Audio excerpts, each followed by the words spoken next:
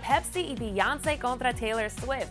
Las batallas entre estas dos divas y estos dos refrescos está difícil.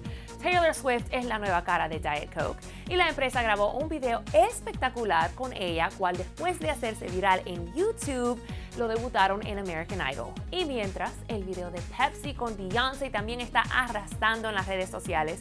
El estreno oficial fue en el programa The Voice. ¡Ja! ¡Qué casualidad!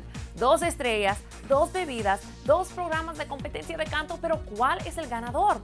El de Swift es 33 segundos y se llama Music That Moves, música que conmueve. Revela la cantante escribiendo la letra de su canción 22 y mientras que ella va creando la canción, se ven a fans cantando la lírica de 22. Obviamente sus corazones conmovidos por la música de Tay. El de Beyoncé es súper diferente. Se llama Mirrors, o sea, espejos.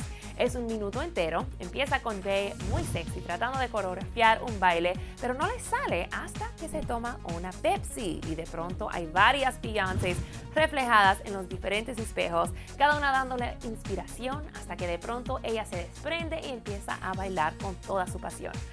A mí me gustan los dos videos, no sé qué decir. Y creo que hay ocasiones para Coca-Cola de dieta y creo que hay ocasiones para Pepsi. Y you know what? Algunas veces yo quiero cantar como Taylor y otras veces yo quiero bailar como Beyoncé, así que yo no sé cuál escoger, pero me encantaría oír la respuesta de ustedes. Déjenme saber con sus comentarios aquí o en Facebook o en Twitter. Yo soy Miriam Isa, siempre trayéndoles lo mejor del mundo de la farándula. Suscríbanse y nos vemos en la próxima.